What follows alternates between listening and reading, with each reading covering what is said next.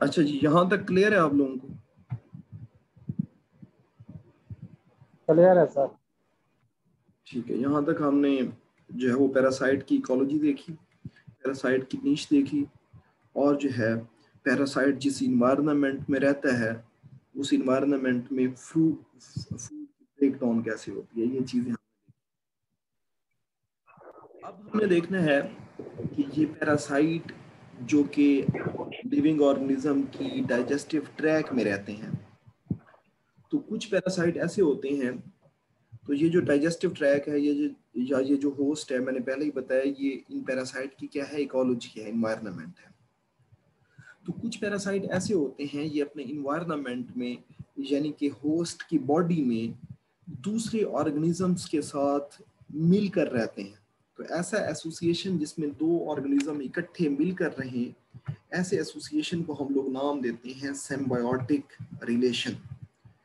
अब हम देखते हैं कि कुछ पैरासाइट जो होते हैं वो लिविंग ऑर्गेनिज्म की बॉडी में रिलेशन बनाते हैं, और इस रिलेशन को नाम दिया जाता है किस चीज का, symbiotic relation.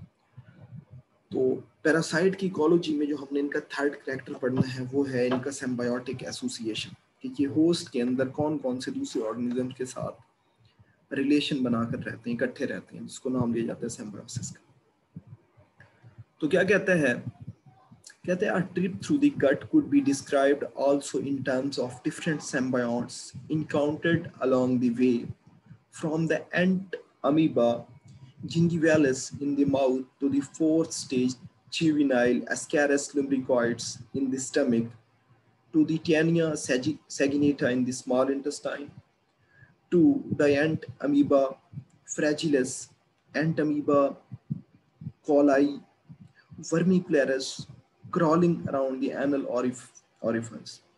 Sorry. Endolimex nana and trichora in the large intestine, and finally to pinworms जिसको एंटीरोबायस वर्मिकुलरिस कहते हैं, crawling around the anal orifice. अब इस पूरे पैराग्राफ पर जो है वो आप लोगों को समझाऊं। कहते हैं जो पैरासाइट्स होते हैं, ये पैरासाइट जिस इन्वायरमेंट में रहते हैं, यानी कि जिस होस्ट में रहते हैं, उस होस्ट में कुछ दूसरे ऑर्गेनिज्म भी मौजूद होते हैं।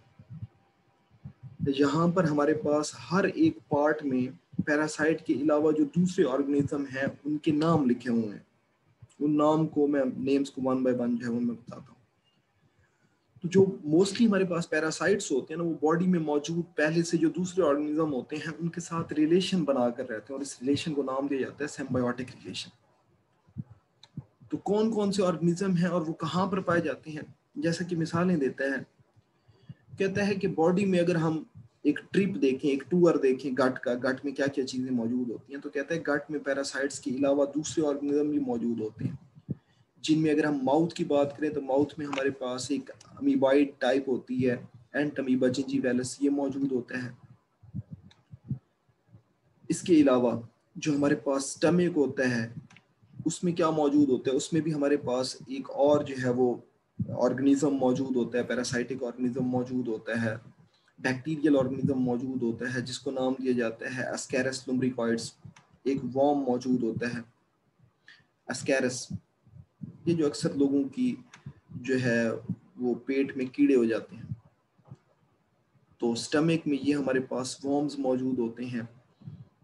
इसके अलावा हमारे पास स्मॉल इंटेस्टाइन में देखें तो ये हमारे पास एक इन्वर्टिब्रेट जिसका नाम है टैनियस सैगिनेटा, ये मौजूद होता है। इसके अलावा अगर हम बात करें लार्ज इंटेस्टाइन की, तो वहाँ पर डाइएंट अमीबा फ्रेजिलिस मौजूद होता है, एंट अमीबा मौजूद होता है। इसके अलावा बैक्टीरिया मौजूद होते हैं, एंडोलाइमिक्स नैना मौजूद होते हैं। ये सारे ऑर्गेनिज्म कहाँ पर मौजूद होते हैं, लार्ज इंटेस्टाइन में। और एंड पर, लार्ज इंटेस्टाइन के बाद हमारे पास एंड पर जो एनस का सुराख होता है, पोर होता है, उसको एनल ऑरिफाइस कहते हैं। और कहते हैं कि एनल ऑरिफाइस में भी हमारे पास पिन वॉर्म, छोटे छोटे कीड़े होते हैं, जिनको नाम दिया जाता है एंटीरोपायस वर्मिकुलरिस। तो अब जो हमारे पास पैरासाइट होते हैं ना, वो अकेले नहीं रहते, बल्कि ये पैरासाइट बॉडी के जिस हिस्से में जाएंगे उस हिस्से में हमारे पास एक दूसरा ऑर्गेनिज्म भी मौजूद होगा। अगर माउथ है तो वहां पर इनका सामना जो है वो एंट अमीबा जिंजीवैलिस के साथ होगा। अगर स्टमक में है तो उनका जो सामना होगा वो एस्कैरस लुब्रिकाइड्स के साथ होगा। तो पैरासाइट क्या करते हैं, ये जब अपने होस्ट में, अपने इन्वायरमेंट में रहते हैं, तो ये दूसरे ऑर्गेनिज्म जो कि पहले से मौजूद होते हैं होस्ट की बॉडी में, उसके साथ एक रिलेशन बना लेते हैं और इस रिलेशन को नाम दिया जाता है सिम्बायोटिक रिलेशन। इस रिलेशन को नाम दिया जाता है किस चीज का, पैरासाइटिक रिलेशन या सिम्बायोटिक रिलेशन का नाम दिया जाता है। तो ये तो हमारे पास जो एक पैरासाइट्स हैं उनकी इकोलॉजी में हमने देखा कि उनका इन्वायरमेंट के साथ क्या ताल्लुक है और वहां पर मौजूद ऑर्गेनिजम्स के साथ क्या ताल्लुक है। अब इस डाइजेस्टिव सिस्टम की कंडीशंस की बात करते हैं। इस डाइजेस्टिव सिस्टम में यानी कि इनका जो ये जो इन्वायरमेंट है एक ऑर्गेनिज्म का डाइजेस्टिव सिस्टम, इस डाइजेस्टिव सिस्टम में एक पैरासाइट जो होता है वो कैसे रहता है, उसकी डेवलपमेंट कैसे होती है इस इन्वायरमेंट में, वो ग्रो कैसे करता है इस इन्वायरमेंट में, ये सारी चीजें देखेंगे। तो क्या कहता है variations in digestive system as parasite environment, कि अब डाइजेस्टिव सिस्टम जो पैरासाइट का इन्वायरमेंट है इसके जो डिफरेंट पार्ट्स हैं उस वो डिफरेंट होते हैं। तो यहाँ पर जो पैरासाइट है इसकी डेवलपमेंट कैसे होती है। Digestive system also vary greatly between species. Compare the stomach of the human and cows, and even between life stages of a host, such as between tadpole and adult, toads and frogs. तो कहता है कि जो digestive system है उसमें variations होती हैं। Digestive system में क्या होते हैं, वेरिएशंस, यानी कि डाइजेस्टिव सिस्टम जो होते हैं वो डिफरेंट ऑर्गेनिज्म में डिफरेंट होते हैं।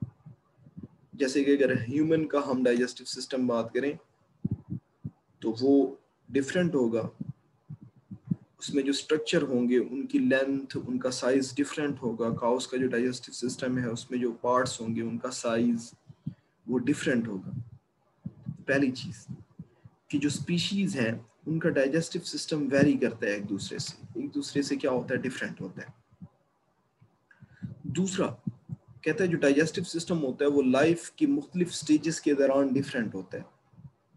यानी कि अगर एक ऑर्गेनिज्म जो है वो लार्वा है तो उसका डाइजेस्टिव सिस्टम और होगा, वो प्यूपा है तो उसका डाइजेस्टिव सिस्टम और होगा, फिर वो डेवलप होके टेडपोल है तो उसका जो डाइजेस्टिव सिस्टम होगा वो थोड़ा डिफरेंट होगा। तो लाइफ की डिफरेंट स्टेजेस के दौरान भी हमारे पास जो डाइजेस्टिव सिस्टम होता है वो डिफरेंट होता है। तो दो चीजें कही हैं अभी हमने कि जो ऑर्गेनिज्म में डाइजेस्टिव सिस्टम होता है एक तो वो स्पीशी टू स्पीशी स्पेसिफिक होता है, हर एक स्पीशी में जो डाइजेस्टिव सिस्टम होगा वो डिफरेंट होगा, और दूसरा लाइफ के डिफरेंट मराहिल के दौरान जो डाइजेस्टिव सिस्टम होता है वो डिफरेंट होता है। इसके अलावा टोड्स एंड फ्रॉग्स जो अडल्ट हैं, एक स्पीशी की जो हमारे पास डिफरेंट ऑर्गेनिज्म होते हैं, जैसे टोड की बात करें और फ्रॉग की बात करें तो टोड ऐसे मेंढक होते हैं जो ज्यादा टाइम खुश्की पर गुजारते हैं और फ्रॉग्स ऐसे मेंढक होते हैं जो ज्यादा टाइम पानी में गुजारते हैं। तो अक्सर जो ग्रीन कलर के कुओं में या ट्यूबवेल्स के आसपास जो पड़े होते हैं मेंढक वो फ्रॉग्स होते हैं, और जो आपको घरों में समटाइम्स गर्मियों में नजर आते हैं वो हमारे पास टोड्स होते हैं। तो टोड्स और फ्रॉग्स जो हैं उनका भी डाइजेस्टिव सिस्टम जो है वो डिफरेंट है। तो हर एक ऑर्गेनिज्म की जो डाइजेस्टिव सिस्टम है उसमें क्या पाई जाती हैं, वेरिएशंस पाई जाती हैं। जैसे हमने कहा कि टेडपोल में डाइजेस्टिव सिस्टम और होगा, अडल्ट में डाइजेस्टिव सिस्टम और होगा। वजह क्या है, इनका डाइजेस्टिव सिस्टम डिफरेंट क्यों होता है, उसकी वजह ये है कि लाइफ की डिफरेंट स्टेजेस के दौरान फीडिंग डिफरेंट होती है। अब मैं आपको बताऊं कि हमने एक प्रोसेस पढ़ा था metamorphosis, series of changes from the larva to adult, कि लार्वा से अडल्ट बनने के दौरान बॉडी में जितनी भी चेंजेस आती हैं उसको हम मेटामॉर्फोसिस कहते हैं। तो इन्हीं चेंजेस में एक चेंज डाइजेस्टिव सिस्टम भी है। वजह क्या है कि लार्वा का खाना और होता है, उनमें डाइजेस्टिव सिस्टम और होगा। प्यूपा में खाना डिफरेंट होता है, फीडिंग डिफरेंट होती है, उनका डाइजेस्टिव सिस्टम और होगा। अडल्ट में जो है वो डाइजेशन और तरह की होती है, उनमें जो डाइजेस्टिव सिस्टम होगा वो डिफरेंट होगा। तो क्योंकि हर एक ऑर्गेनिज्म में डाइजेशन डिफरेंट होती है इसलिए उनका डाइजेस्टिव सिस्टम भी डिफरेंट होता है। तो ओवरऑल किस्सा मुख्तसर समरी आप लोगों को बताऊं कि जितने भी लिविंग ऑर्गेनिज्म होंगे सब का जो डाइजेस्टिव सिस्टम होगा वो डिफरेंट होगा। ऑर्गेनिज्म का जो डाइजेस्टिव सिस्टम होता है वो डिफरेंट होता है। वजह क्या है, यहाँ पर मिसाल देते हैं कि कुछ टेडपॉल्स जो होते हैं वो हर्बीवोर्स होते हैं, वो घास खाते हैं। कुछ ऑर्गेनिज्म होते हैं वो फिल्टर फीडर्स होते हैं। फिल्टर फीडर्स ऐसे ऑर्गेनिज्म होते हैं जो पानी को फिल्टर करके उससे न्यूट्रिएंट्स अलग कर दें और फिर पानी को बॉडी से बाहर निकाल दें। कुछ ऐसे होते हैं जो डेट्रिटस फीडर होते हैं, जो वेस्ट वगैरह को खाते हैं। कुछ ऐसे होते हैं जो कॉर्निवोरस होते हैं। तो जब सारे ऑर्गेनिज्म में फीडिंग का मोड डिफरेंट है तो इनका डाइजेस्टिव सिस्टम भी डिफरेंट होगा। तो इसीलिए हर एक ऑर्गेनिज्म में और हर एक ऑर्गेनिज्म में लाइफ की हर स्टेज में जो डाइजेस्टिव सिस्टम होता है वो क्या होता है, डिफरेंट होता है। यहाँ पर ढेर सारी एग्जाम्पल दी हुई हैं। एक मैं आप लोगों को एक एग्जाम्पल यहाँ पर करा देता हूँ। कहते हैं जब मेटामॉर्फोसिस होती है किसमें, बीटल्स में। कहते हैं जब बीटल्स में क्या होती है, मेटामॉर्फोसिस। तो इस दौरान क्या होता है, अब हम देखेंगे कि कैसे जो है वो डाइजेस्टिव सिस्टम जो है वो चेंज होता है। Metamorphosis in beetles also involve loss of larval gut tissues. Some protozoan parasites of beetles, such as 4 species of gregrine parasites in the common mealworm, Tanrioperia, Molitor, are specific not only to their host but also the life cycle stages. अब हमारे पास एक beetle है, ठीक है। कहते हैं ये beetle हमारे पास इंसेक्ट्स होते हैं। कहते हैं इस बीटल में ना जब लार्वल स्टेजेस होती है तो इसमें गट के टिश्यूज बिल्कुल ही लॉस हो जाते हैं, यानी कि इनमें डाइजेस्टिव ट्रैक, डाइजेस्टिव सिस्टम होगा ही नहीं।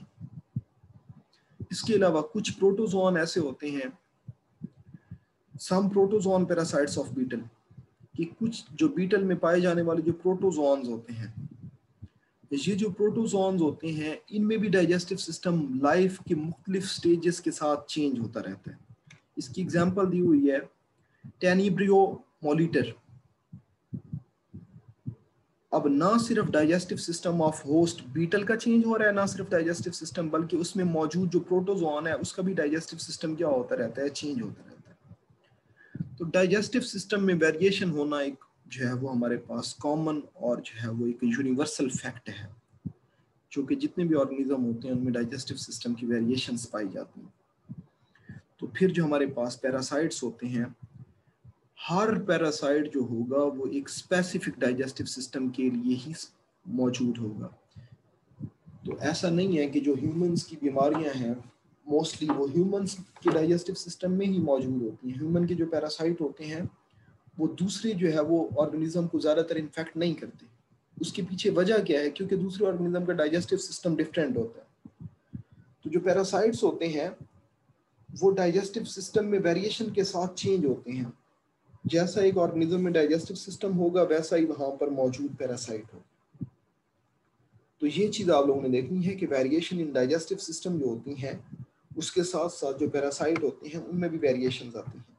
जैसा हमारा डाइजेस्टिव सिस्टम होगा वैसा ही उसमें जो है वो वेरिएशंस होंगी, वैसी ही उनमें जो है वो पैरासाइट पाया जाएगा। तो जैसा डाइजेस्टिव सिस्टम वैसा ही पैरासाइट। तो पैरासाइट और डाइजेस्टिव सिस्टम का आपस में जो है वो कनेक्शन होता है। इसके बाद है इन्फेक्शन साइट्स।